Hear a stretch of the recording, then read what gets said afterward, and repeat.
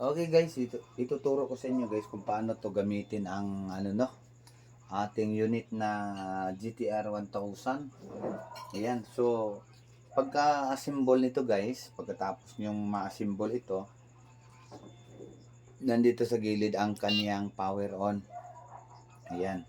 Tapos, itong frequency volume niya ay nakahina o sagad sa hina siya guys. So makikita natin dito guys, long range locator, signal live scan. Tapos pag gusto mo ng long range locator, pindutin lang itong OK. Ayan. So lalabas dito guys, gold, silver, gold beans, nugget, caves, tunnel, cavity. Ayan.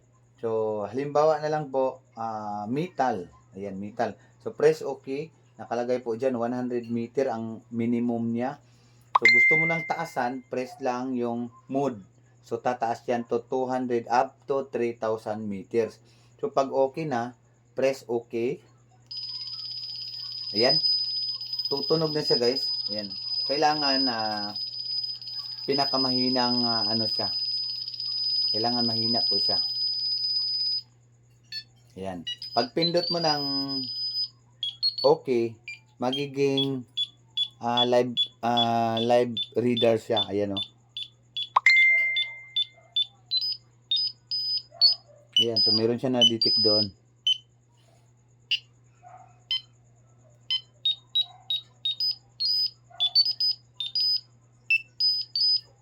Diba? So, makikita nyo guys, so kahit malayo siya, ayan o. So, eto.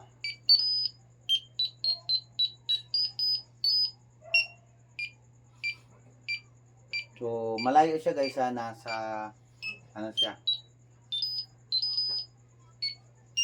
Nasa 1 meter. So, sa air test lang yan, 1 meter. Pwede natin siyang taasan guys, kahit na sabihin natin malayo siya, pindutin lang natin itong max volume niya para lalapit po siya. Ayan, maximum, makuha niya yung maximum distance ng objectives. So talagang napaka niya guys, napaka accurate niya. So, diba? So tutok natin doon. Ayan o, kahit itutok mo sa TV.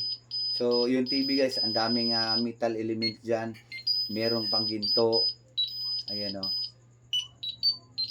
So, kahit dito guys, ayan o. Sa mga small objectives, yung mga maliliit na bakal, yung mga metal na, halimbawa, mga coins. So, ganyan lang guys ang paggamit nito guys. Hinaan mo lang itong power volume niya, yung frequency volume. Ayan.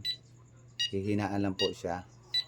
Tapos, pag wala siyang madidetect dahil medyo malayo yung mga metal niya, pwede mong adjustan into volume high. Pero kahit na malayo siya guys, nakaka-detect, kahit na mahina ito, na-detect pa rin niya yung mga bakal na nasa malayo guys. Ayan o.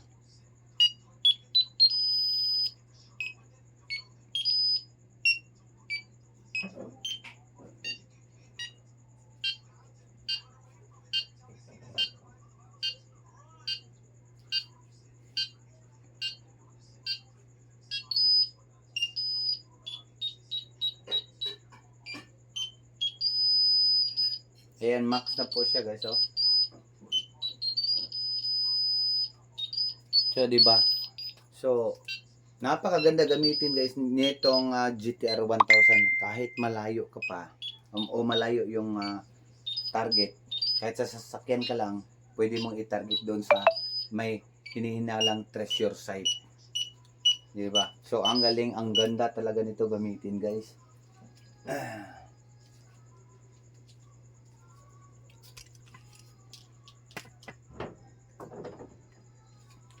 Thanks for watching.